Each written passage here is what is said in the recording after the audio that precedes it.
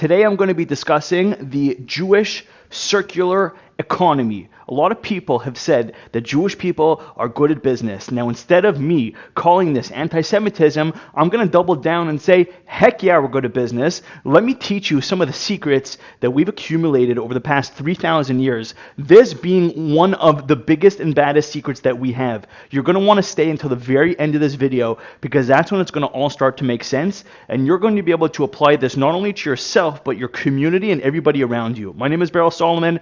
If this is your first time on my page, please hit the subscribe button. Please leave me a like. Please leave me a comment so that we could be connected more often. Let's jump in. The Jewish circular economy. Let me explain to you how this works. So there's a few core businesses that Jewish people are involved in. Let me first explain to you what type of businesses we go into. So one is, it's a business that has to make a lot of money. To be Jewish, it's expensive. I myself, thank God, have 5 kids, and hopefully I'll have more than 5 more. It's expensive to be a Jew, and we need to make a lot of money. So that's number one. Whatever business we go into has to be lucrative. Number two, it has to be moral. It is very rare, if ever, actually I can almost guarantee this, you will never find an Orthodox Jewish man in the strip club business. Yes, it makes a lot of money, but it is not a moral business. Let's talk about some businesses that do make a lot of money and are moral. So let's just talk about like real estate, for example, okay?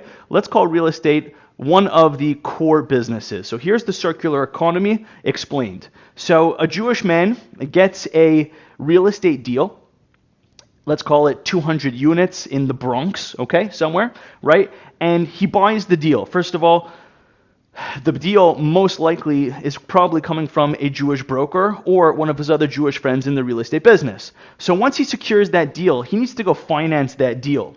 So who's the first logical person for him to pick up the phone to? A Jewish friend that is in finance, right? There's Jewish people that own banks, there's Jewish mortgage brokers, there's Jewish lenders out there. He's going to pick up the phone and he's going to call his buddy that he sees in synagogue every day because his buddy knows that he's a good guy, he trusts him, and he knows that if spit hits the fan, he knows exactly where he sits, exactly where his house is, exactly who to talk to make sure he could get through to him. So Jewish businessman is going to buy the piece of real estate. He's going to want to finance it with one of his Jewish buddies. And now he's going to have to service that piece of real estate, right? There's snow removal, there's cleaning supplies, there's construction that's going to need to be done. All of those, he's going to try to hire Jewish people and Jewish companies in order to try to fulfill this. And I'm going to explain to you all why. It's going to make sense to you, like I said, by the end, but you got to stick to the end.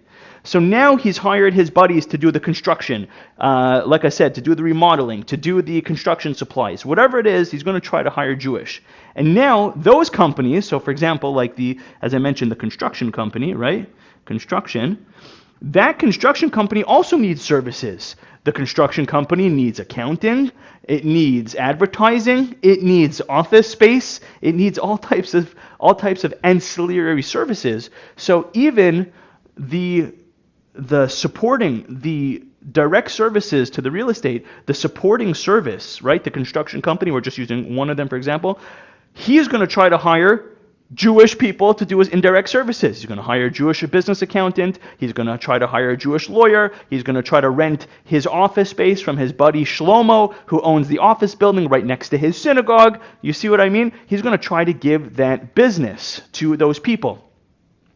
And by the way, all the while, all of these people, all along the way, guess what they're all doing? Circular economy.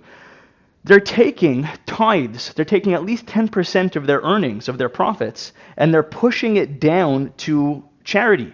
So that means, and by the way, their own charities, their own synagogues, their own schools, their own food banks, their own disability centers. Why? Because they want to create this circular economy. Now let me tell you why. You might be watching it this far, and you might say to yourself, how is it fair? Why is it okay that they can do this, that we can do this? First of all, not only is it okay, but you're going to understand why and how you could apply this to yourself and your community going forward. So let me give you some reasons why a circular economy is good for you. So number one is, this is probably the biggest one, trust. Everybody in this circle, okay?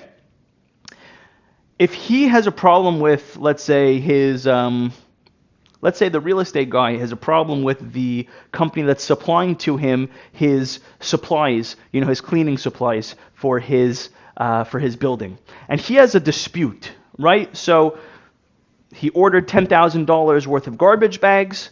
The garbage bags turned up faulty. Now they have a problem.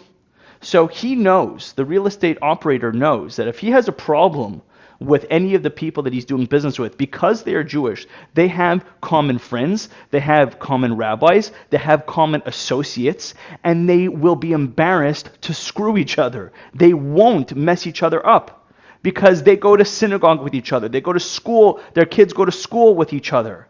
Right? So they're going to be very careful in order to treat each other with respect and dignity. So trust is the number one thing. Here's another thing. They think the same. Okay? A lot of times, I'll get on the phone with people from different cultures. I remember when I was the vice president of my college, and I remember people think different. We had somebody who represented the LGBT community. We had somebody who represented the African American community. We had somebody who represented the Chinese community in the school. We had the evangelical community. All of us came to the table. We were trying to make policies, and I remember we all thought very different. We all had different priorities. So they're creating this circular economy. Why? Because they think the same. And then number 3 is because they're a big family. We are a big family, right? So it makes sense that you should want to see the people around you succeed. It makes sense that you should want to give the business to your brother, to your neighbor, to your cousin, to your uncle. Why? Because we are taught in Judaism, and I see a lot of communities, they don't understand this, and they have to get better at this. We want to see each other succeed. We want to see each other grow because we understand. Check this out, and it's all going to start to make sense, right? I told you to watch to the end. We understand that if we're all doing well, the excess flow of all this money gets pushed down back into the community charities. So when my neighbor, my Jewish neighbor does well, and he's making a lot of money, and he now is going to donate that money to my kid's school, right? Let's say that's one of his charities, right? He's going to donate that money to my kid's school. That's good for me.